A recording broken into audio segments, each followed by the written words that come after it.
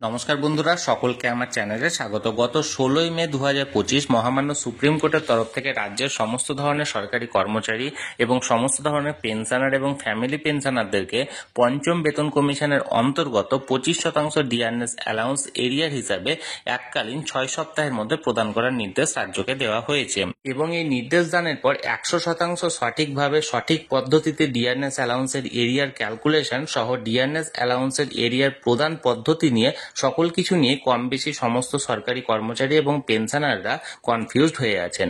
আজকের ভিডিওতে আমি সঠিক পদ্ধতিতে ক্যালকুলেশনের পাশাপাশি কিভাবে ডিআরএস অ্যালাউন্সগুলি হাতে পাবেন সমস্ত কিছু নিয়েই বিস্তারিতভাবে আলোচনা করব।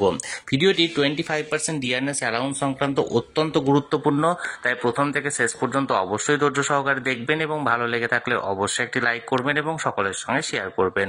আর সেই সাথে চ্যানেলে যদি প্রথমবার হয়ে থাকেন এই রকমের ইনফরমেটিভ ভিডিও আরও দেখার জন্য যারা এখনো পর্যন্ত চ্যানেলটিকে সাবস্ক্রাইব করেননি তারা অবশ্যই চ্যানেলটিকে সাবস্ক্রাইব করে নিতে ভুলবেন না। তাহলে চলুন আমরা বিস্তারিত দেখে নিই। আমরা ভিডিওর প্রথম অংশে আলোচনা করব একজন সরকারি কর্মচারী বা একজন পেনশনার সঠিক 100% অ্যাকিউরেসির সাথে নিজের ডিআরএস অ্যালাউন্সের 25% এরিয়ার কিভাবে ক্যালকুলেশন করবে এবং ভিডিও শেষের দিকে আমরা আলোচনা করব এই ডিআরএস অ্যালাউন্স প্রদান পদ্ধতি নিয়ে। চলুন তাহলে বিস্তারিত আমরা দেখে নিই। সর্বপ্রথমে আমরা বলি এই যে বিষয়টি অর্থাৎ এই ডিআরএস অ্যালাউন্সের যে রেটটি সেটি কিন্তু পঞ্চম বেতন কমিশনের আন্ডারে প্রদান করা হবে। অর্থাৎ এর সময়কাল ছিল 1/4/2008 থেকে 31/12/2019 পর্যন্ত। অর্থাৎ এই সময়কালের মধ্যে যে কোনো ইয়ারে আপনি যদি চাকরিরত থাকেন বা যে কোনো ইয়ারে বা যে কোনো মাসে আপনি যদি পেনশনেবল অর্থাৎ পেনশনার থেকে থাকেন তাহলে সেক্ষেত্রে আপনি এরিয়ার পাওয়ার জন্য যোগ্য। আপনি যদি 31/12/2019 পর চাকরিতে জয়েন করে থাকেন তাহলে সেক্ষেত্রে আপনি এই এরিয়ার পাওয়ার জন্য যোগ্য নন। আমি এখানে যে এক্সাম্পলটা দিচ্ছি সেটা একজন বেসিক পে 11,040 টাকা, যার গ্রেড পে 3600 টাকা ছিল অ্যাজ ওয়ান 1/4/2008 অনুযায়ী। আপনারা নিজের সালে নিজের মানে যে সালে আপনারা জয়েন করেছেন সেই অনুযায়ী নিজের বেসিক পে পুট করে আপনারা ক্যালকুলেশনটা করে নেবেন।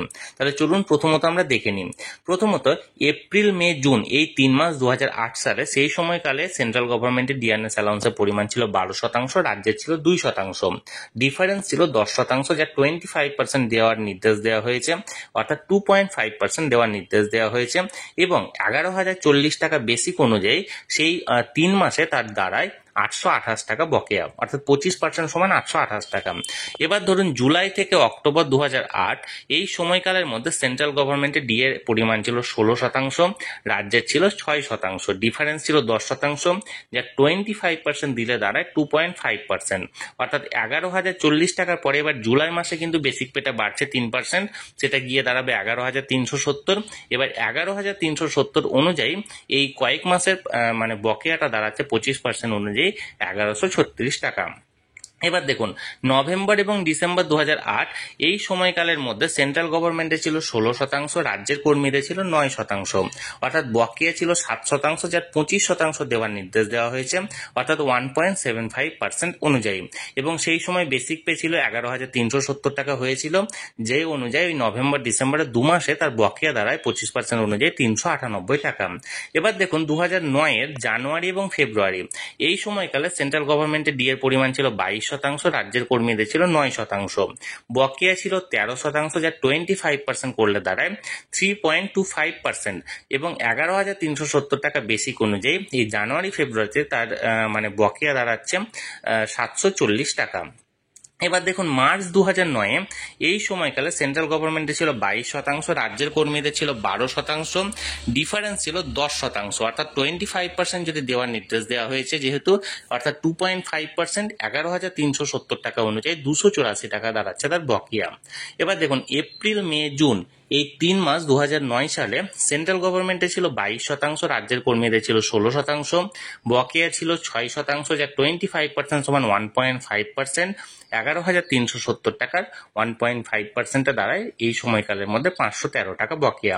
এবার জুলাই থেকে নভেম্বর, জুলাই মাস যেহেতু পড়ছে 11,370 টাকা বেসিকে 3% ইনক্রিমেন্ট যোগ হবে, সমান হবে 11,710 টাকা। এবার এই 11,710 টাকার উপর ভিত্তি করে ক্যালকুলেশনটা করা হবে।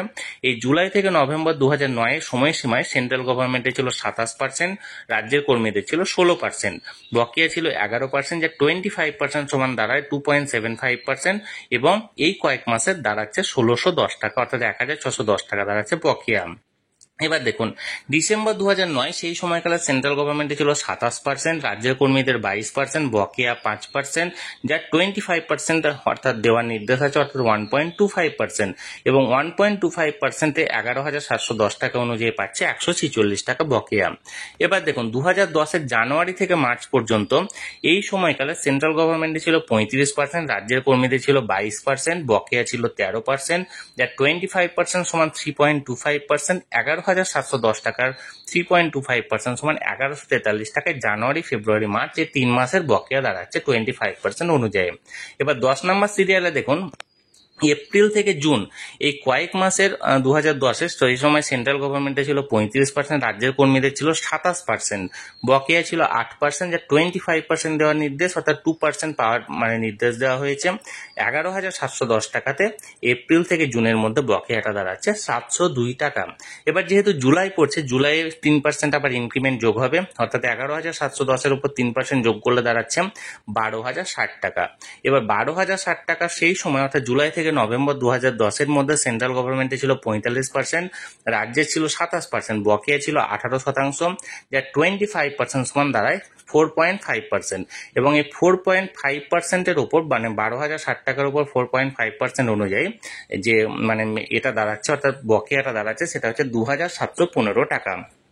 এবার দেখুন ডিসেম্বর 2010 সেই সময় 45% ছিল কেন্দ্রের, রাজ্যের ছিল 35%, বকেয়া ছিল 10%, 25% করলে দাঁড়ায় 2.5%, 12,060 টাকা 2.5% সমান 302 টাকা পাওয়ার এখানে পাওয়া যাবে। এবার দেখুন জানুয়ারি থেকে জুন 2011 সেই সময় 12,060 টাকার বেশি কি ছিল, 51% ছিল সেন্ট্রাল গভর্নমেন্টের, রাজ্যের ছিল 35%, বকেয়া ছিল 16%, 16%-এর 25% দেওয়ার নির্দেশ দেওয়া হয়েছে, অর্থাৎ 4% দেওয়ার নির্দেশ দেওয়া হয়েছে। এক্ষেত্রে 12,060 টাকার 4% হচ্ছে 2,892 টাকা। আশা করি বিষয়গুলি বুঝতে পারছেন। এবার 14 নম্বর সিরিয়ালে দেখুন জুলাই থেকে ডিসেম্বর 2011 এক্ষেত্রে 3% জুলাই মাসে আবার বাড়ছে ইনক্রিমেন্টে, অর্থাৎ 12,060 টাকা 3% বাড়লে দাঁড়ায় 12,420 টাকা। এই সময়কালে সেন্ট্রাল গভর্নমেন্টে ছিল 58%, রাজ্যের কর্মীদের ছিল 35%, বকেয়া ছিল 23%, যা 25% দেওয়ার নির্দেশ, অর্থাৎ 5.75% দেওয়ার নির্দেশ, এবং 12,420-তে 4,284 টাকা হচ্ছে এই জুলাই থেকে ডিসেম্বর 2011-এর মধ্যে বকেয়ার পরিমাণ। এবার দেখুন জানুয়ারি 15 নম্বর সিরিয়ালে জানুয়ারি থেকে জুন 2012 এই সময়কালে 12,420 টাকার বেসিকে সেন্ট্রাল গভর্নমেন্টে ছিল 65%, রাজ্যের ছিল 45%, বকেয়া ছিল 20%, যা 25% সমান 5% অনুযায়ী এই সময়কালের মধ্যে বকেয়াটা দাঁড়াচ্ছে 3,726 টাকা। এবার দেখুন 16 নাম্বার সিরিয়ালে হচ্ছে জুলাই থেকে ডিসেম্বর 2012 এই সময়কালে 12,420-এর উপর আরো 3% ইনক্রিমেন্ট যোগ হবে, নতুন বেসিক পে হবে 12,800 টাকা। সেই সময়কালে সেন্ট্রাল গভর্নমেন্টে ছিল 72%, রাজ্যের কর্মীদের 45%, বকেয়া ছিল 27%, যা 25% দেওয়ার নির্দেশ, অর্থাৎ 6.75% দেওয়ার নির্দেশ, অর্থাৎ 12,800 টাকা 6.75% সমান দাঁড়াচ্ছে 5,184 টাকা। এবার 17 নম্বর সিরিয়ালে দেখুন জানুয়ারি থেকে জুন 2013 সেন্ট্রালের ছিল 80%, রাজ্যের কর্মীদের 52%, বকেয়া 28%, যা 25% সমান 7%, 12,800 টাকার উপর 7% অনুযায়ী এই কয়েক মাসের বকেয়া হয় 5,376 টাকা। এবার দেখুন অর্থাৎ 25% অনুযায়ী 5,376 টাকা। এবার দেখুন 18 নম্বর সিরিয়ালে জুলাই থেকে ডিসেম্বর 2013 এই সময়ে আবার 3% ইনক্রিমেন্ট বেড়েছে, অর্থাৎ 12,800-র উপর 3% দিয়ে নতুন বেসিক হয়েছে 13,190 টাকা। এবার সেই সময়কালে 90% ছিল সেন্ট্রালের ডিএ, রাজ্যের ডিএ ছিল 52%, বকেয়া ছিল 38%, যা 25% করলে দাঁড়ায় 9.5%, এবং এখানে প্রাপ্য এরিয়া দাঁড়াচ্ছে 25% অনুযায়ী 7,518 টাকা। এবার 19 নম্বর সিরিয়াল দেখুন 19 নম্বর সিরিয়ালে জানুয়ারি থেকে জুন 2014 সেই সময়কালে সেন্ট্রাল গভর্নমেন্টের ছিল 100%, রাজ্যের কর্মীদের ছিল 58%, বকেয়া 42%, যা 25% করলে দাঁড়ায় 10.5%, এবং সেই সময়কালে 13,190 টাকার উপর ভিত্তি করে দাঁড়ায় 8,310 টাকা দাঁড়ায় প্রাপ্য এরিয়ারের পরিমাণ। এবার দেখুন জুলাই থেকে ডিসেম্বর 2014, জুলাই মাসে নতুন আবার বেসিক বেড়েছে 13,190 এর উপর 3% যোগ হয়ে 13,590 টাকা হয়েছে বেসিকের পরিমাণ। এক্ষেত্রে সেন্ট্রাল গভর্নমেন্টের সেই সময় ছিল 107%, রাজ্যের কর্মীদের ছিল 58%, বকেয়া ছিল 49%, যার 25% দিলে দাঁড়ায় 12.25%, এবং 13,590 টাকার উপর 12.25% অনুযায়ী এই 6 মাসের বকেয়া দাঁড়ায় 9,990 টাকা 25% অনুযায়ী। এবার 21 নম্বর সিরিয়াল দেখুন, জানুয়ারি থেকে জুন 2015 113% ছিল সেন্ট্রালের, 65% ছিল রাজ্যের, 48% ছিল বকেয়া, 25% অনুযায়ী 12% দেওয়ার নির্দেশ, 13,590 এর উপর 12% অনুযায়ী 9,786 টাকা হয় বকেয়ার পরিমাণ। এবার দেখুন 22 নম্বর সিরিয়ালে জুলাই থেকে ডিসেম্বর 2015, জুলাই মাসে আবার নতুন বেসিক চেঞ্জ হয়েছে, 13,590 এর উপর 3% যোগ করে 14,000 টাকা হয়েছে বেসিক পে, এবং এই সময়কালে 119% ছিল সেন্ট্রাল গভর্নমেন্টের ডিএর পরিমাণ, রাজ্যে ছিল 65%, 54% ছিল বকেয়া, যা 25% দিলে দাঁড়ায় 13.5%, বকেয়া 25% অনুযায়ী ডিএর এরিয়ার হয় 11,340 টাকা। এবার দেখুন 23 নম্বর সিরিয়াল, জানুয়ারি থেকে জুন 2016, এই সময়কালে 125% ছিল সেন্ট্রাল গভর্নমেন্টের, রাজ্যের ছিল 75%, বকেয়া ছিল 50%, 25% দেওয়ার নির্দেশ, অর্থাৎ 12.5% দেওয়ার নির্দেশ, 14,000 টাকা বেসিকে 10,500 টাকা দ্বারা এরিয়ারের পরিমাণ। এবার 24 নম্বর সিরিয়ালে দেখুন, জুলাই থেকে ডিসেম্বর 2016, এই সময়কালে 3% আবার ইনক্রিমেন্ট বেড়েছে, 14,000 টাকার উপর 3% বেড়ে দাঁড়াচ্ছে 14,420 টাকা। এই সময়কালে সেন্ট্রাল গভর্নমেন্টে ছিল 132%, রাজ্যের কর্মীদের ছিল 75%, 57% ছিল বকেয়া, যা 25% দিলে দাঁড়ায় 14.25%, অর্থাৎ বকেয়া এই কয়েক মাসের এরিয়ার দাঁড়াচ্ছে 12,330 টাকা। এবার দেখুন 25 নম্বর সিরিয়ালে জানুয়ারি থেকে জুন 2017, এই সময়কালে 136% ছিল সেন্ট্রালের, এখানে 85% ছিল রাজ্যের, 51% ছিল বকেয়া, 25% দিলে দাঁড়ায় 12.75%, 14,420 টাকা বেসিক যেহেতু ছিল, 11,034 টাকা দাঁড়াবে বকেয়া 25% অনুযায়ী ডি এর পরিমাণ।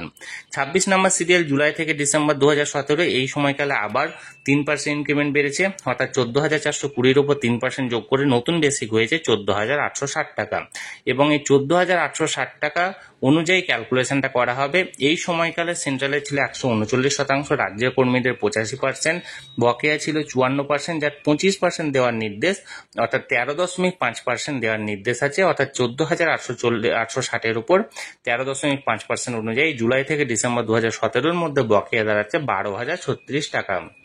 এবার দেখুন জানুয়ারি থেকে জুন 2018, 142% ছিল সেন্ট্রালে, রাজ্যে ছিল 100%, বকেয়া ছিল 42%, যা 25% দিলে দাঁড়ায় 10.5%, 14,860 10.5 অনুযায়ী দাঁড়াচ্ছে 9,360 টাকা। এবার দেখুন 28 নম্বর সিরিয়াল জুলাই থেকে ডিসেম্বর 2018, জুলাই মাসে নতুন বেসিক চেঞ্জ হয়েছে, অর্থাৎ 14,860 এর উপর 3% যোগ করে নতুন বেসিক হয়েছে 15,310। এই সময়কালে সেন্ট্রালে ছিল 148%, রাজ্যে ছিল 100%, বকেয়া 48%, 25% অনুযায়ী 12% দেওয়ার নির্দেশ আছে, এবং এক্ষেত্রে এরিয়ার দাঁড়াচ্ছে 11,022 টাকা।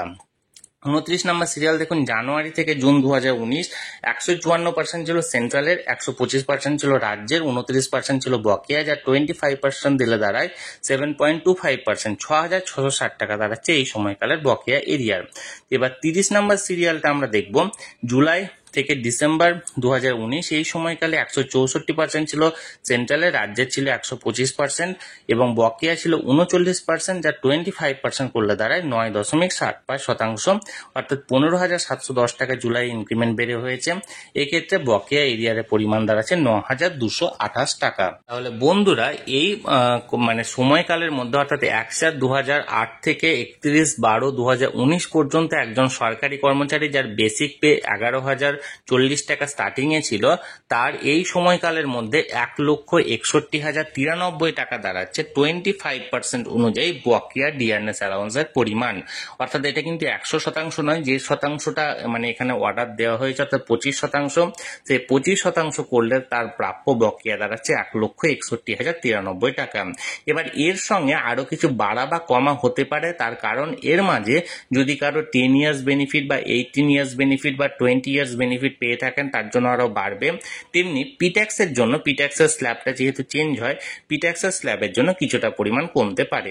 আপাতত এটা 99.9% অ্যাকিউরেসি সহ হিসাবটা দেওয়া হয়েছে। আশা করি কারো কোনো রকম কোনো মিসম্যাচ করবে না। আপনারা নিজের বেসিক পে আপনি যে সালে জয়েন করেছেন সেই সাল অনুযায়ী সেই সালের স্ল্যাবে, অর্থাৎ আপনি যদি ধরুন জানুয়ারি 2017-তে জয়েন করে থাকেন, আপনি এখানে যে 25 নাম্বার সিরিয়ালটা আছে এখানে দেখুন জানুয়ারি থেকে জুন 2017, এই 25 নাম্বার থেকে 30 নাম্বার পর্যন্ত ক্যালকুলেশন করবেন, 1 থেকে 24 পর্যন্ত আপনার জন্য নয়। তেমনি আপনার যদি ধরুন 2014-তে আপনি জয়েন করেছেন 2014 জানুয়ারিতে, তাহলে আপনার ক্যালকুলেশন শুরু হবে 19 নাম্বার সিরিয়াল থেকে, অর্থাৎ 19 নাম্বার সিরিয়াল থেকে 30 পর্যন্ত যে লাস্ট সিরিয়ালটা আছে ততদূর পর্যন্ত ক্যালকুলেশন করবেন। 19 নাম্বার সিরিয়ালে আপনি আপনার বেসিক দেবেন, মানে স্টার্টিং বেসিক যেটা ছিল সেই অনুযায়ী ক্যালকুলেশনটা হবে। আশা করি বিষয়টি আমি বোঝাতে পেরেছি। আর কোনো রকম কোনো সমস্যা থাকার কথা নয়। তবুও যদি আপনারা কোনো রকম কোনো সমস্যা ফেস করেন আমাকে অবশ্যই কমেন্ট করে জানাতে ভুলবেন না। আমি চেষ্টা করব আপনাদের সকলের প্রশ্নের যথাযথ উত্তর দেওয়ার। আর ভিডিওটি ভালো লেগে থাকলে অবশ্যই একটি লাইক করুন, সকলের সঙ্গে শেয়ার করুন। আর সেই সাথে এই চ্যানেলে যদি প্রথমবার হয়ে থাকেন অবশ্যই যারা এখনো পর্যন্ত চ্যানেলটিকে সাবস্ক্রাইব করেননি তারা অবশ্যই চ্যানেলটিকে সাবস্ক্রাইব করে রাখুন। ধন্যবাদ, দেখা হচ্ছে পরের ভিডিওতে।